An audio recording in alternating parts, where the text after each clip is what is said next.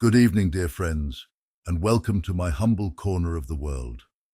My name is Arthur, and I am delighted to have you join me for this, our very first session of Arthur the Archivist's Night Reads. As an archivist, I have spent my life surrounded by the whispers of history, the echoes of ancient tales, and the wisdom of countless generations. Here, amidst these beloved books and scrolls, I have found a sanctuary of serenity and wonder. Tonight, I invite you to step into this sanctuary with me, to leave behind the hustle and bustle of the day, and to immerse yourself in the calming embrace of a good story. Each evening, we will journey together through the pages of classic literature, forgotten folk tales, and timeless narratives, all carefully chosen to soothe your mind and nourish your soul. My hope is that these readings will offer you a moment of peace, a gentle escape, and perhaps a spark of curiosity. Tonight, we begin a new chapter, not just in the books we read, but in our shared adventure. So, find a comfortable spot, take a deep breath, and let the enchantment of storytelling guide you to a place of relaxation and reflection. Thank you for being here with me. Let's begin our journey together. Let me introduce our first story, one of my personal favorites. This is an old book, and when I was a young man, I often imagined sharing the joys of reading with children of my own. Although life had other plans for me, my love for stories has only grown stronger over the years. There is one collection of tales in particular that I always dreamed of sharing. Stories filled with mystery, intrigue, and the brilliant mind of one of literature's most iconic detectives. Tonight, I am delighted to introduce you to The Adventures of Sherlock Holmes by Arthur Conan Doyle. These stories have captivated readers for generations with their clever plots and unforgettable characters. Sherlock Holmes and his loyal companion, Dr. John Watson, navigate the foggy streets of Victorian London, solving cases with wit and unparalleled deductive reasoning. Before we dive into tonight's tale, I'd like to take a moment to ask for your support. If you enjoy these readings and would like to join me on this journey through the world of classic literature and timeless stories, please consider liking this video and subscribing to the channel. Your support means the world to me. As we head into the first chapter, A Scandal in Bohemia, I invite you to let your imagination wander and your curiosity thrive. This tale will introduce you to the sharp intellect of Sherlock Holmes and the fascinating world he inhabits. So, find a comfortable spot, perhaps with a warm cup of tea, and join me as we begin this thrilling adventure. I hope you enjoy it as much as I have, and perhaps you'll feel the same excitement I always imagined sharing. Without further ado, let us step into the world of Sherlock Holmes and unravel the mysteries that await. The Adventures of Sherlock Holmes by Arthur Conan Doyle. A Scandal in Bohemia. To Sherlock Holmes, she is always the woman. I have seldom heard him mention her under any other name. In his eyes, she eclipses and predominates the whole of her sex. It was not that he felt any emotion akin to love for Irene Adler. All emotions, and that one particularly, were abhorrent to his cold, precise, but admirably balanced mind. He was, I take it, the most perfect reasoning and observing machine that the world has seen, but as a lover, he would have placed himself in a false position. He never spoke of the softer passions, save with a jibe and a sneer. They were admirable things for the observer, excellent for drawing the veil from men's motives and actions. But for the trained reasoner to admit such intrusions into his own delicate and finely adjusted temperament was to introduce a distracting factor which might throw a doubt upon all his mental results. Grit in a sensitive instrument or a crack in one of his own high-power lenses would not be more disturbing than a strong emotion in a nature such as his. And yet there was but one woman to him, and that woman was the late Irene Adler, of dubious and questionable memory. I had seen little of Holmes lately. My marriage had drifted us away from each other. My own complete happiness and the home-centered interests which rise up around the man who first finds himself master of his own establishment were sufficient to absorb all my attention, while Holmes, who loathed every form of society with his whole bohemian soul, remained in our lodgings in Baker Street, buried among his old books, and alternating from week to week between cocaine and ambition, the drowsiness of the drug, and the fierce energy of his own keen nature. He was still, as ever, deeply attracted by the study of crime, and occupied his immense faculties and extraordinary powers of observation in following out those clues and clearing up those mysteries which had been abandoned as hopeless by the official police. From time to time, I heard some vague account of his doings, of his summons to Odessa in the case of the Trepoff murder, of his clearing up of the singular tragedy of the Atkinson brothers at Trincomalee, and finally of the mission which he had accomplished so delicately and successfully for the reigning family of Holland. Beyond these signs of his activity, however, which I merely shared with all the readers of the daily press, I knew little of my former friend and companion. One night, it was on the 20th of March, 1888, I was returning from a journey to a patient, for I had now returned to civil practice, when my way led me through Baker Street. As I passed the well-remembered door, which must always be associated in my mind with my wooing, and with the dark incidents of the study in scarlet, I was seized with a keen desire to see Holmes again, and to know how he was employing his extraordinary powers. His rooms were brilliantly lit, and even as I looked up, I saw his tall, spare figure pass twice in a dark silhouette against the blind. He was pacing the room swiftly, eagerly, with his head sunk upon his chest and his hands clasped behind him. To me, who knew his every mood and habit, his attitude and manner told their own story. He was at work again. He had risen out of his drug-created dreams and was hot upon the scent of some new problem. I rang the bell and was shown up to the chamber, which had formerly been in part my own. His manner was not effusive, it seldom was, but he was glad, I think, to see me. With hardly a word spoken, but with a kindly eye, he waved me to an armchair, threw across his case of cigars, and indicated a spirit case and a gasogene in the corner. Then he stood before the fire and looked me over in his singular introspective fashion. "Wedlock suits you," he remarked. "I think, Watson, that you have put on 7.5 pounds since I saw you." "7," I answered. "Indeed, I should have thought a little more. Just a trifle more, I fancy, Watson. And in practice again, I observe. You did not tell me that you intended to go into harness. Then how do you know?" "I see it. I deduce it. How do I know that you have been getting yourself very wet lately, and that you have a most clumsy and careless servant girl?" "My dear Holmes," said I, "this is too much. You would certainly have been burned had you lived a few centuries ago. It is true that I had a country walk on Thursday and came home in a dreadful mess. But as I have changed my clothes, I can't imagine how you deduce it. As to Mary Jane, she is incorrigible, and my wife has given her notice. But there, again, I fail to see how you work it out." He chuckled to himself and rubbed his long, nervous hands together. "It is simplicity itself," said he.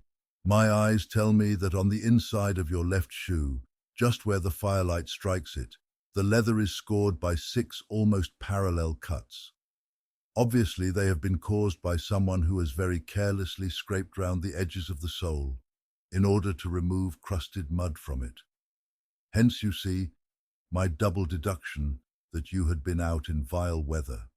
and that you had a particularly malignant boot-slitting specimen of the London slavey.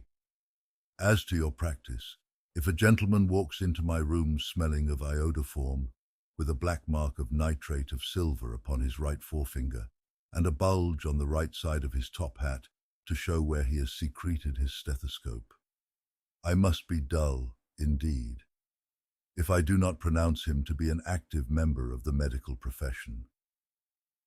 I could not help laughing at the ease with which he explained his process of deduction. "When I hear you give your reasons," I remarked, "the thing always appears to me to be so ridiculously simple that I could easily do it myself, though at each successive instance of your reasoning I am baffled until you explain your process, and yet I believe that my eyes are as good as yours." "Quite so," he answered, lighting a cigarette and throwing himself down into an armchair. "You see, but you do not observe. The distinction is clear. For example, you have frequently seen the steps which lead up from the hall to this room. Frequently. How often? Well, some hundreds of times. Then how many are there? How many? I don't know. Quite so. You have not observed, and yet you have seen. That is just my point. Now, I know that there are 17 steps, because I have both seen and observed. By the way, since you are interested in these little problems, and since you are good enough to chronicle one or two of my trifling experiences, you may be interested in this." He threw over a sheet of thick pink-tinted notepaper which had been lying open upon the table. "It came by the last post," said he. "Read it aloud." The note was undated and without either signature or address. "There will call upon you tonight at 7:45, it said. "A gentleman who desires to consult you upon a matter of the very deepest moment. Your recent services to one of the royal houses of Europe have shown that you are one who may safely be trusted with matters which are of an importance which can hardly be exaggerated. This account of you we have from all quarters received. Be in your chamber then at that hour, and do not take it amiss if your visitor wear a mask." "This is indeed a mystery," I remarked. "What do you imagine that it means?" "I have no data yet. It is a capital mistake to theorize before one has data. Insensibly, one begins to twist facts to suit theories, instead of theories to suit facts. But the note itself, what do you deduce from it?" I carefully examined the writing and the paper upon which it was written. "The man who wrote it was presumably well-to-do," I remarked, endeavoring to imitate my companion's processes. "Such paper could not be bought under £0.50 a packet.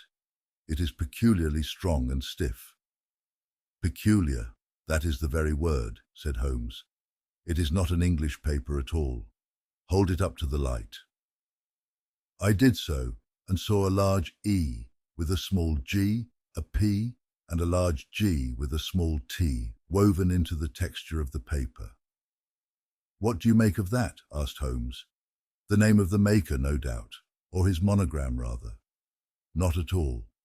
The G with the small t stands for Gesellschaft, which is the German for company. It is a customary contraction like our co. P, of course, stands for Papier. Now for the EG. Let us glance at our Continental Gazetteer." He took down a heavy brown volume from his shelves. Eglonitz. Here we are, Egria. It is in a German-speaking country, in Bohemia, not far from Carlsbad. Remarkable as being the scene of the death of Wallenstein, and for its numerous glass factories and paper mills. "Ha ha, my boy, what do you make of that?" His eyes sparkled, and he sent up a great blue triumphant cloud from his cigarette. "The paper was made in Bohemia," I said. "Precisely. And the man who wrote the note is a German. Do you note the peculiar construction of the sentence? This account of you we have from all quarters received.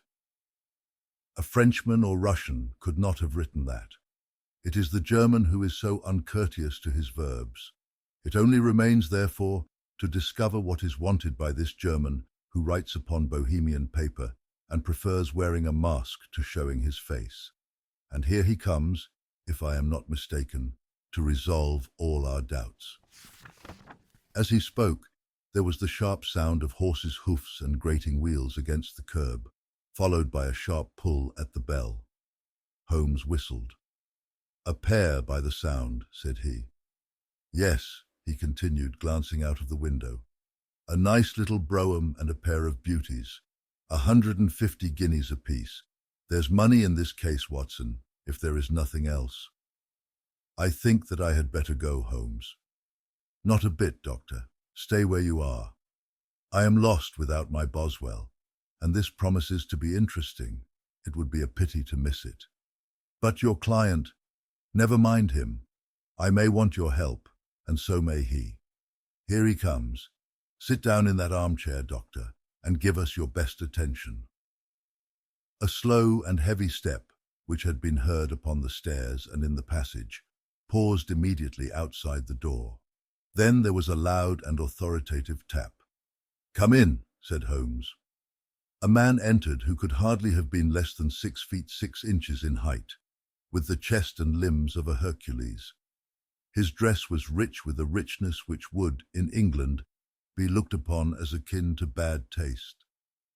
Heavy bands of astrakhan were slashed across the sleeves and fronts of his double-breasted coat, while the deep blue cloak which was thrown over his shoulders was lined with flame-coloured silk and secured at the neck with a brooch which consisted of a single flaming beryl. Boots which extended halfway up his calves and which were trimmed at the tops with rich brown fur completed the impression of barbaric opulence which was suggested by his whole appearance. He carried a broad-brimmed hat in his hand, while he wore across the upper part of his face, extending down past the cheekbones, a black vizard mask, which he had apparently adjusted that very moment, for his hand was still raised to it as he entered. From the lower part of the face he appeared to be a man of strong character, with a thick, hanging lip and a long, straight chin, suggestive of resolution, pushed to the length of obstinacy. "You had my note?" he asked with a deep, harsh voice and a strongly marked German accent. "I told you that I would call." He looked from one to the other of us, as if uncertain which to address. "Pray take a seat," said Holmes. "This is my friend and colleague, Dr. Watson, who is occasionally good enough to help me in my cases. Whom have I the honor to address?" "You may address me as the Count von Kram, a Bohemian nobleman. I understand that this gentleman, your friend, is a man of honor and discretion, whom I may trust with a matter of the most extreme importance. If not, I should much prefer to communicate with you alone." I rose to go, but Holmes caught me by the wrist and pushed me back into my chair. "It is both or none," said he. "You may say before this gentleman anything which you may say to me." The Count shrugged his broad shoulders. "Then I must begin," said he, "by binding you both to absolute secrecy for 2 years. At the end of that time the matter will be of no importance. At present it is not too much to say that it is of such weight it may have an influence upon European history." "I promise," said Holmes. "And I." "You will excuse this mask," continued our strange visitor. "The august person who employs me wishes his agent to be unknown to you, and I may confess at once that the title by which I have just called myself is not exactly my own." "I was aware of it," said Holmes dryly. "The circumstances are of great delicacy, and every precaution has to be taken to quench what might grow to be an immense scandal and seriously compromise one of the reigning families of Europe. To speak plainly, the matter implicates the great house of Ormstein, hereditary kings of Bohemia." "I was also aware of that," murmured Holmes, settling himself down in his armchair and closing his eyes. Our visitor glanced with some apparent surprise at the languid, lounging figure of the man who had been no doubt depicted to him as the most incisive reasoner and most energetic agent in Europe. Holmes slowly reopened his eyes and looked impatiently at his gigantic client. "If your Majesty would condescend to state your case," he remarked, "I should be better able to advise you." The man sprang from his chair and paced up and down the room in uncontrollable agitation. Then, with a gesture of desperation, he tore the mask from his face and hurled it upon the ground. "You are right," he cried. "I am the king. Why should I attempt to conceal it?" "Why indeed?" murmured Holmes. "Your Majesty had not spoken before I was aware that I was addressing Wilhelm Gottsreich Sigismund von Ormstein, Grand Duke of Kassel-Felstein and hereditary King of Bohemia." "But you can understand," said our strange visitor, sitting down once more and passing his hand over his high white forehead. "You can understand that I am not accustomed to doing such business in my own person. Yet the matter was so delicate that I could not confide it to an agent without putting myself in his power. I have come incognito from Prague for the purpose of consulting you." "Then pray consult," said Holmes, shutting his eyes once more. "The facts are briefly these. Some 5 years ago, during a lengthy visit to Warsaw, I made the acquaintance of the well-known adventuress, Irene Adler. The name is no doubt familiar to you." "Kindly look her up in my index, Doctor," murmured Holmes without opening his eyes. For many years he had adopted a system of docketing all paragraphs concerning men and things, so that it was difficult to name a subject or a person on which he could not at once furnish information. In this case, I found her biography sandwiched in between that of a Hebrew rabbi and that of a staff commander who had written a monograph upon the deep-sea fishes. "Let me see," said Holmes. Born in New Jersey in the year 1858. Contralto? La Scala? Prima donna, Imperial Opera of Warsaw. Yes. Retired from operatic stage. Ha! Living in London. Quite so. Your Majesty, as I understand, became entangled with this young person, wrote her some compromising letters, and is now desirous of getting those letters back. Precisely so. But how? Was there a secret marriage? None. No legal papers or certificates? None. Then I fail to follow your Majesty. If this young person should produce her letters for blackmailing or other purposes, how is she to prove their authenticity? There is the writing. Pooh, forgery. My private notepaper. Stolen. My own seal. Imitated. My photograph. Bought. We were both in the photograph. Oh dear, that is very bad. Your Majesty has indeed committed an indiscretion. I was mad. Insane.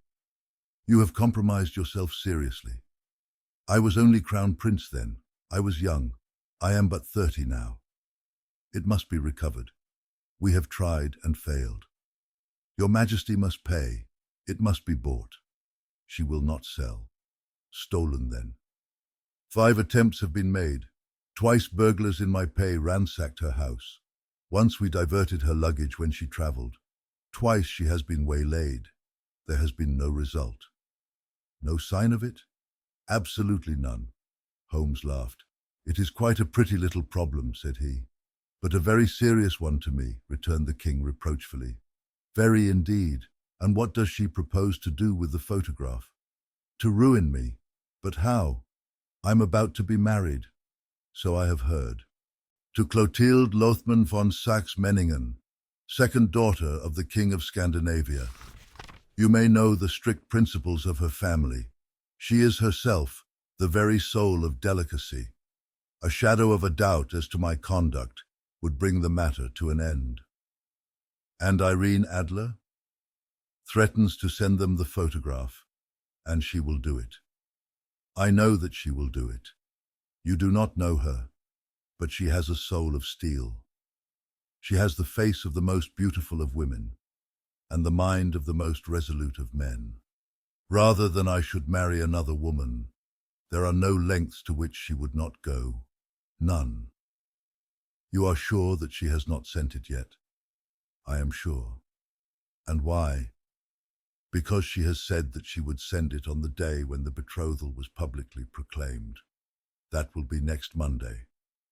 "Oh, then we have 3 days yet," said Holmes with a yawn. "That is very fortunate, as I have one or two matters of importance to look into just at present. Your Majesty will, of course, stay in London for the present."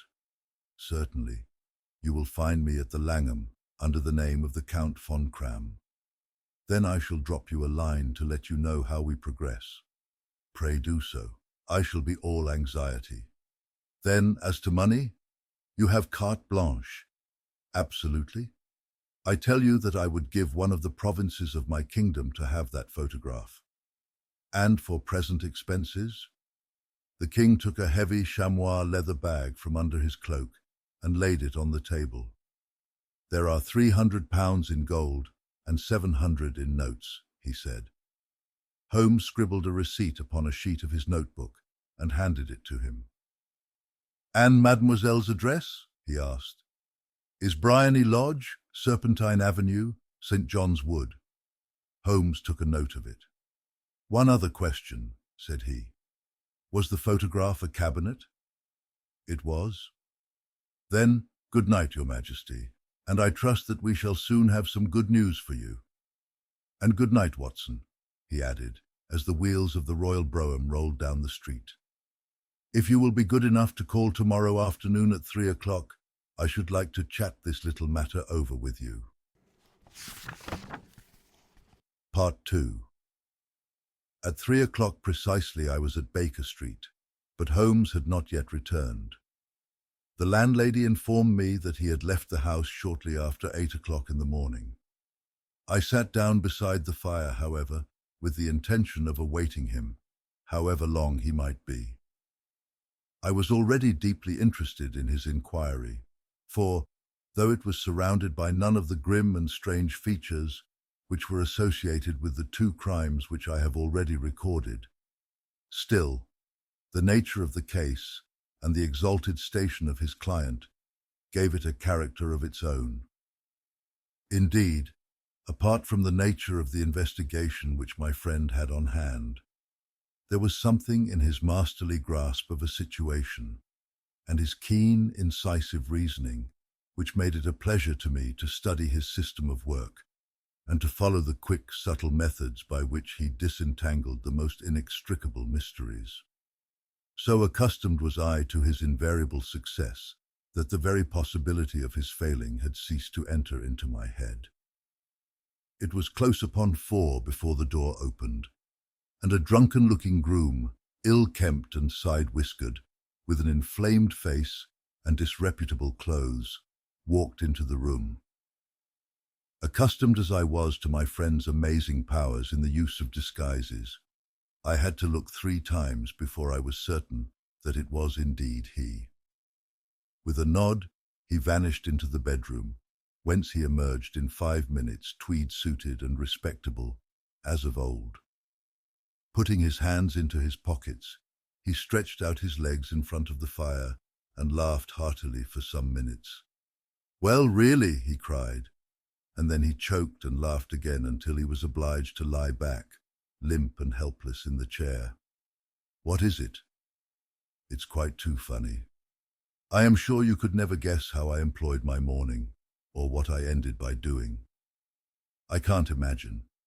I suppose that you have been watching the habits, and perhaps the house of Miss Irene Adler." "Quite so. But the sequel was rather unusual.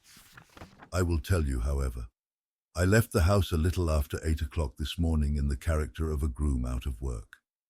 There is a wonderful sympathy and Freemasonry among horsey men. Be one of them, and you will know all that there is to know. I soon found Bryony Lodge. It is a bijou villa with a garden at the back, but built out in front right up to the road, 2 stories. Chubb locked to the door. Large sitting room on the right side, well furnished, with long windows almost to the floor, and those preposterous English window fasteners which a child could open. Behind there was nothing remarkable, save that the passage window could be reached from the top of the coach house. I walked round it and examined it closely from every point of view, but without noting anything else of interest. I then lounged down the street and found, as I expected, that there was a mews in a lane which runs down by one wall of the garden. I lent the ostlers a hand in rubbing down their horses, and received in exchange twopence, a glass of half and half, 2 fills of shag tobacco, and as much information as I could desire about Miss Adler, to say nothing of half a dozen other people in the neighbourhood in whom I was not in the least interested, but whose biographies I was compelled to listen to. "And what of Irene Adler?" I asked. "Oh, she has turned all the men's heads down in that part. She is the daintiest thing under a bonnet on this planet. So say the Serpentine Muse to a man. She lives quietly, sings at concerts, drives out at 5 every day, and returns at 7 sharp for dinner. Seldom goes out at other times, except when she sings. Has only one male visitor, but a good deal of him. He is dark, handsome, and dashing, never calls less than once a day, and often twice. He is a Mr. Godfrey Norton, of the Inner Temple. See the advantages of a cabman as a confidant. They had driven him home a dozen times from Serpentine Mews, and knew all about him. When I had listened to all they had to tell, I began to walk up and down near Briony Lodge once more, and to think over my plan of campaign. This Godfrey Norton was evidently an important factor in the matter. He was a lawyer. That sounded ominous.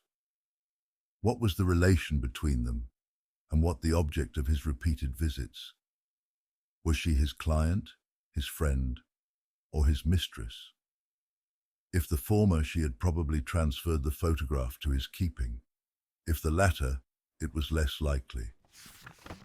On the issue of this question depended whether I should continue my work at Briony Lodge or turn my attention to the gentleman's chambers in the Temple. It was a delicate point, and it widened the field of my inquiry. I fear that I bore you with these details, but I have to let you see my little difficulties if you are to understand the situation. "I am following you closely," I answered. I was still balancing the matter in my mind when a hansom cab drove up to Briony Lodge, and a gentleman sprang out. He was a remarkably handsome man, dark, aquiline, and moustached, evidently the man of whom I had heard. He appeared to be in a great hurry, shouted to the cabman to wait, and brushed past the maid, who opened the door with the air of a man who was thoroughly at home. He was in the house about half an hour, and I could catch glimpses of him in the windows of the sitting room, pacing up and down, talking excitedly, and waving his arms. Of her, I could see nothing. Presently he emerged, looking even more flurried than before. As he stepped up to the cab, he pulled a gold watch from his pocket and looked at it earnestly. "Drive like the devil," he shouted. "First to Gross and Hankey's in Regent Street, and then to the Church of St. Monica in the Edgware Road. Half a guinea if you do it in 20 minutes. Away they went, and I was just wondering whether I should not do well to follow them, when up the lane came a neat little landau, the coachman with his coat only half buttoned, and his tie under his ear, while all the tags of his harness were sticking out of the buckles. It hadn't pulled up before she shot out of the hall door and into it. I only caught a glimpse of her at the moment, but she was a lovely woman, with a face that a man might die for. "The Church of St. Monica, John," she cried, "and half a sovereign if you reach it in 20 minutes. This was quite too good to lose, Watson. I was just balancing whether I should run for it, or whether I should perch behind her landau when a cab came through the street. The driver looked twice at such a shabby fare, but I jumped in before he could object.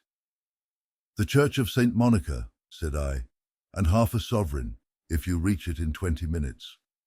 It was 25 minutes to 12, and of course it was clear enough what was in the wind. My cabby drove fast. I don't think I ever drove faster, but the others were there before us. The cab and the landau with their steaming horses were in front of the door when I arrived. I paid the man and hurried into the church. There was not a soul there save the two whom I had followed, and a surpliced clergyman, who seemed to be expostulating with them. They were all three standing in a knot in front of the altar. I lounged up the side aisle like any other idler who has dropped into a church. Suddenly, to my surprise, the three at the altar faced round to me, and Godfrey Norton came running as hard as he could towards me. "Thank God," he cried. "You'll do. Come, come." "What then?" I asked. "Come, man, come, only 3 minutes, or it won't be legal." I was half dragged up to the altar, and before I knew where I was, I found myself mumbling responses which were whispered in my ear, and vouching for things of which I knew nothing, and generally assisting in the secure tying up of Irene Adler, spinster, to Godfrey Norton, bachelor. It was all done in an instant, and there was the gentleman thanking me on the one side and the lady on the other, while the clergyman beamed on me in front. It was the most preposterous position in which I ever found myself in my life, and it was the thought of it that started me laughing just now. It seems that there had been some informality about their license, that the clergyman absolutely refused to marry them without a witness of some sort, and that my lucky appearance saved the bridegroom from having to sally out into the streets in search of a best man. The bride gave me a sovereign, and I mean to wear it on my watch chain in memory of the occasion. "This is a very unexpected turn of affairs," said I. "And what then?" "Well, I found my plans very seriously menaced. It looked as if the pair might take an immediate departure, and so necessitate very prompt and energetic measures on my part. At the church door, however, they separated, he driving back to the temple, and she to her own house. "I shall drive out in the park at 5 as usual," she said as she left him. I heard no more. They drove away in different directions, and I went off to make my own arrangements. "Which are?" "Some cold beef and a glass of beer," he answered, ringing the bell. "I have been too busy to think of food, and I am likely to be busier still this evening. By the way, Doctor, I shall want your cooperation." "I shall be delighted." "You don't mind breaking the law?" "Not in the least." "Nor running a chance of arrest?" "Not in a good cause." "Oh, the cause is excellent. Then I am your man. I was sure that I might rely on you. But what is it you wish?" "When Mrs. Turner has brought in the tray, I will make it clear to you." "Now," he said, as he turned hungrily on the simple fare that our landlady had provided, "I must discuss it while I eat, for I have not much time. It is nearly 5 now. In 2 hours we must be on the scene of action. Miss Irene, or Madame rather, returns from her drive at 7. We must be at Briony Lodge to meet her." "And what then?" "You must leave that to me. I have already arranged what is to occur. There is only one point on which I must insist. You must not interfere, come what may. You understand? I am to be neutral, to do nothing whatever. There will probably be some small unpleasantness. Do not join in it. It will end in my being conveyed into the house. 4 or 5 minutes afterwards, the sitting-room window will open. You are to station yourself close to that open window. Yes. You are to watch me, for I will be visible to you. Yes. And when I raise my hand, so, you will throw into the room what I give you to throw, and will, at the same time, raise the cry of fire. You quite follow me?" "Entirely." "It is nothing very formidable," he said, taking a long cigar-shaped roll from his pocket. "It is an ordinary plumber's smoke rocket, fitted with a cap at either end to make it self-lighting. Your task is confined to that. When you raise your cry of fire, it will be taken up by quite a number of people. You may then walk to the end of the street, and I will rejoin you in 10 minutes. I hope that I have made myself clear. I am to remain neutral, to get near the window, to watch you, and at the signal to throw in this object, then to raise the cry of fire, and to wait you at the corner of the street." "Precisely," Then you may entirely rely on me. That is excellent. I think perhaps it is almost time that I prepare for the new role I have to play. He disappeared into his bedroom and returned in a few minutes in the character of an amiable and simple-minded nonconformist clergyman. His broad black hat, his baggy trousers, his white tie, his sympathetic smile, and general look of peering and benevolent curiosity were such as Mr. John Hare alone could have equalled. It was not merely that Holmes changed his costume. His expression, his manner, his very soul seemed to vary with every fresh part that he assumed. The stage lost a fine actor, even as science lost an acute reasoner when he became a specialist in crime. It was 6:15 when we left Baker Street, and it still wanted 10 minutes to the hour when we found ourselves in Serpentine Avenue. It was already dusk, and the lamps were just being lighted as we paced up and down in front of Briony Lodge, waiting for the coming of its occupant. The house was just such as I had pictured it from Sherlock Holmes's succinct description, but the locality appeared to be less private than I expected. On the contrary, for a small street in a quiet neighborhood, it was remarkably animated.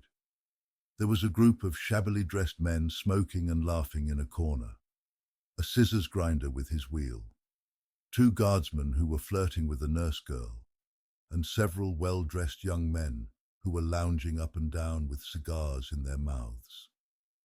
"You see," remarked Holmes, as we paced to and fro in front of the house, "this marriage rather simplifies matters. The photograph becomes a double-edged weapon now. The chances are that she would be as averse to its being seen by Mr. Godfrey Norton as our client is to its coming to the eyes of his princess. Now the question is, where are we to find the photograph?" Where, indeed. It is most unlikely that she carries it about with her. It is cabinet size, too large for easy concealment about a woman's dress. She knows that the king is capable of having her waylaid and searched. 2 attempts of the sort have already been made. We may take it, then, that she does not carry it about with her. Where, then? Her banker or her lawyer? There is that double possibility. But I am inclined to think neither. Women are naturally secretive, and they like to do their own secreting. Why should she hand it over to anyone else? She could trust her own guardianship, but she could not tell what indirect or political influence might be brought to bear upon a businessman. Besides, remember that she had resolved to use it within a few days. It must be where she can lay her hands upon it. It must be in her own house. But it has twice been burgled. Pshaw! They did not know how to look. But how will you look? I will not look. What then? I will get her to show me. But she will refuse. She will not be able to. But I hear the rumble of wheels. It is her carriage. Now carry out my orders to the letter." As he spoke, the gleam of the side lights of a carriage came round the curve of the avenue. It was a smart little landau, which rattled up to the door of Briony Lodge. As it pulled up, one of the loafing men at the corner dashed forward to open the door in the hope of earning a copper, but was elbowed away by another loafer, who had rushed up with the same intention. A fierce quarrel broke out, which was increased by the two guardsmen, who took sides with one of the loungers, and by the scissors grinder, who was equally hot upon the other side. A blow was struck, and in an instant the lady, who had stepped from her carriage, was the centre of a little knot of flushed and struggling men, who struck savagely at each other with their fists and sticks. Holmes dashed into the crowd to protect the lady, but just as he reached her, he gave a cry and dropped to the ground, with the blood running freely down his face. At his fall, the guardsmen took to their heels in one direction, and the loungers in the other, while a number of better-dressed people, who had watched the scuffle without taking part in it, crowded in to help the lady and to attend to the injured man. Irene Adler, as I will still call her, had hurried up the steps. But she stood at the top, with her superb figure outlined against the lights of the hall, looking back into the street. "Is the poor gentleman much hurt?" she asked. "He is dead," cried several voices. "No, no, there's life in him," shouted another. "But he'll be gone before you can get him to hospital." "He's a brave fellow," said a woman. "They would have had the lady's purse and watch if it hadn't been for him. They were a gang, and a rough one too. Ah, he's breathing now. He can't lie in the street. May we bring him in, ma'am?" "Surely. Bring him into the sitting room. There is a comfortable sofa. This way, please."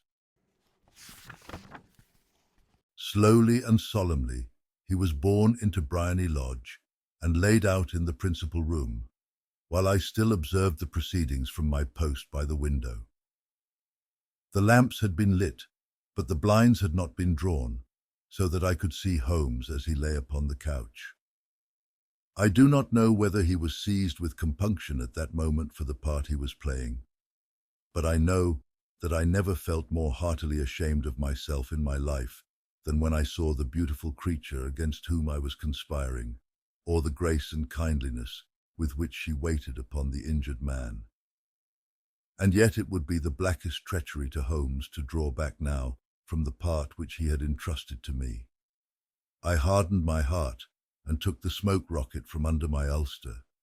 After all, I thought, we are not injuring her. We are but preventing her from injuring another. Holmes had sat up upon the couch, and I saw him motion like a man who is in need of air. A maid rushed across and threw open the window. At the same instant, I saw him raise his hand, and at the signal, I tossed my rocket into the room with a cry of "Fire!" The word was no sooner out of my mouth than the whole crowd of spectators, well-dressed and ill, gentlemen, ostlers and servant maids, joined in a general shriek of "Fire!" Thick clouds of smoke curled through the room and out at the open window. I caught a glimpse of rushing figures, and a moment later, the voice of Holmes from within assuring them that it was a false alarm. Slipping through the shouting crowd, I made my way to the corner of the street, and in 10 minutes was rejoiced to find my friend's arm in mine and to get away from the scene of uproar. He walked swiftly and in silence for some few minutes until we had turned down one of the quiet streets which lead towards the Edgware Road. "You did it very nicely, Doctor," he remarked. "Nothing could have been better. It is all right. You have the photograph?" "I know where it is." "And how did you find out?" "She showed me, as I told you she would. I am still in the dark." "I do not wish to make a mystery," said he, laughing. "The matter was perfectly simple. You, of course, saw that everyone in the street was an accomplice. They were all engaged for the evening. I guessed as much. Then, when the row broke out, I had a little moist red paint in the palm of my hand. I rushed forward, fell down, clapped my hand to my face, and became a piteous spectacle. It is an old trick. That also I could fathom. Then they carried me in. She was bound to have me in. What else could she do? And into her sitting room, which was the very room which I suspected. It lay between that and her bedroom, and I was determined to see which. They laid me on a couch. I motioned for air. They were compelled to open the window, and you had your chance. How did that help you? It was all important. When a woman thinks that her house is on fire, her instinct is at once to rush to the thing which she values most. It is a perfectly overpowering impulse, and I have more than once taken advantage of it. In the case of the Darlington substitution scandal, it was of use to me, and also in the Arnsworth Castle business. A married woman grabs at her baby. An unmarried one reaches for her jewel box. Now it was clear to me that Our Lady of today had nothing in the house more precious to her than what we are in quest of. She would rush to secure it. The alarm of fire was admirably done. The smoke and shouting were enough to shake nerves of steel. She responded beautifully. The photograph is in a recess behind a sliding panel just above the right bell pull. She was there in an instant, and I caught a glimpse of it as she half drew it out. When I cried out that it was a false alarm, she replaced it, glanced at the rocket, rushed from the room, and I have not seen her since. I rose and, making my excuses, escaped from the house. I hesitated whether to attempt to secure the photograph at once, but the coachman had come in, and as he was watching me narrowly, it seemed safer to wait. A little over-precipitance may ruin all. And now, I asked. Our quest is practically finished. I shall call with the king tomorrow, and with you, if you care to come with us. We will be shown into the sitting room to wait for the lady, but it is probable that when she comes, she may find neither us nor the photograph. It might be a satisfaction to His Majesty to regain it with his own hands. And when will you call? At 8 in the morning. She will not be up, so that we shall have a clear field.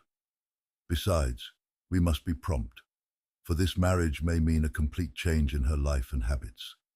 I must wire to the king without delay. We had reached Baker Street and had stopped at the door. He was searching his pockets for the key when someone passing said, "Good night, Mr. Sherlock Holmes." Part 3. I slept at Baker Street that night, and we were engaged upon our toast and coffee in the morning when the King of Bohemia rushed into the room. "You have really got it," he cried, grasping Sherlock Holmes by either shoulder and looking eagerly into his face. "Not yet. But you have hopes?" "I have hopes." "Then come. I am all impatience to be gone." "We must have a cab." "No, my brougham is waiting." "Then that will simplify matters." We descended and started off once more for Briony Lodge. "Irene Adler is married," remarked Holmes. "Married? When?" "Yesterday." "But to whom?" "To an English lawyer named Norton." "But she could not love him." "I am in hopes that she does." "And why in hopes?" "Because it would spare your Majesty all fear of future annoyance. If the lady loves her husband, she does not love your Majesty. If she does not love your Majesty, there is no reason why she should interfere with your Majesty's plan." "It is true. And yet, well, I wish she had been of my own station. What a queen she would have made." He relapsed into a moody silence, which was not broken until we drew up in Serpentine Avenue. The door of Briony Lodge was open, and an elderly woman stood upon the steps. She watched us with a sardonic eye as we stepped from the brougham. "Mr. Sherlock Holmes, I believe," said she. "I am Mr. Holmes," answered my companion, looking at her with a questioning and rather startled gaze. "Indeed. My mistress told me that you were likely to call. She left this morning with her husband by the 5:15 train from Charing Cross for the Continent." "What?" Sherlock Holmes staggered back, white with chagrin and surprise. "Do you mean that she has left England?" "Never to return." "And the papers?" asked the king hoarsely. "All is lost. We shall see." He pushed past the servant and rushed into the drawing-room, followed by the king and myself. The furniture was scattered about in every direction, with dismantled shelves and open drawers, as if the lady had hurriedly ransacked them before her flight. Holmes rushed at the bell-pull, tore back a small sliding shutter, and, plunging in his hand, pulled out a photograph and a letter. The photograph was of Irene Adler herself in evening dress. The letter was superscribed to Sherlock Holmes, Esq., to be left till called for. My friend tore it open, and we all three read it together. It was dated at midnight of the preceding night, and ran in this way. "My dear Mr. Sherlock Holmes, you really did it very well. You took me in completely. Until after the alarm of fire, I had not a suspicion. But then, when I found how I had betrayed myself, I began to think. I had been warned against you months ago. I had been told that, If the king employed an agent, it would certainly be you, and your address had been given me. Yet, with all this, you made me reveal what you wanted to know. Even after I became suspicious, I found it hard to think evil of such a dear, kind old clergyman. But you know, I have been trained as an actress myself. Male costume is nothing new to me. I often take advantage of the freedom which it gives. I sent John, the coachman, to watch you, ran upstairs, got into my walking clothes, as I call them, and came down just as you departed. Well, I followed you to your door, and so made sure that I was really an object of interest to the celebrated Mr. Sherlock Holmes. Then I, rather imprudently, wished you good night, and started for the temple to see my husband. We both thought the best resource was flight, when pursued by so formidable an antagonist. So you will find the nest empty when you call tomorrow. As to the photograph, your client may rest in peace. I love and am loved by a better man than he. The king may do what he will without hindrance from one whom he has cruelly wronged. I keep it only to safeguard myself, and to preserve a weapon which will always secure me from any steps which he might take in the future. I leave a photograph which he might care to possess, and I remain, dear Mr. Sherlock Holmes, very truly yours, Irene Norton, née Adler. What a woman, oh what a woman, cried the King of Bohemia, when we had all three read this epistle. Did I not tell you how quick and resolute she was? Would she not have made an admirable queen? Is it not a pity that she was not on my level? From what I have seen of the lady, she seems indeed to be on a very different level to your Majesty, said Holmes coldly. I am sorry that I have not been able to bring your Majesty's business to a more successful conclusion. I am immensely indebted to you. Pray tell me in what way I can reward you. This ring— He slipped an emerald snake ring from his finger and held it out upon the palm of his hand. Your Majesty has something which I should value even more highly, said Holmes. You have but to name it. This photograph. The king stared at him in amazement. Irene's photograph, he cried. Certainly, if you wish it. I thank your Majesty. Then there is no more to be done in the matter. I have the honor to wish you a very good morning. He bowed, and turning away, without observing the hand which the king had stretched out to him, he set off in my company for his chambers. And that was how a great scandal threatened to affect the kingdom of Bohemia, and how the best plans of Mr. Sherlock Holmes were beaten by a woman's wit. He used to make merry over the cleverness of women, but I have not heard him do it of late. And when he speaks of Irene Adler, or when he refers to her photograph, it is always under the honorable title of the woman.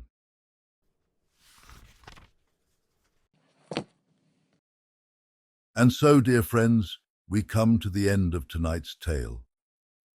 I hope you found as much joy and comfort in these words as I did sharing them with you. Remember, the magic of stories lies not just in the pages of a book, but in the hearts and minds of those who listen and reflect. As you drift off to sleep tonight, let these stories carry you to a place of peace and wonder. Thank you for joining me on this journey. If you enjoyed our time together, please consider liking this video and subscribing to the channel. Your support helps keep our little community growing and thriving. Feel free to share your thoughts and favorite moments in the comments below. I'd love to hear from you. Until we meet again, may your nights be calm, your dreams be sweet, and your days be filled with the magic of a good story. Good night and take care.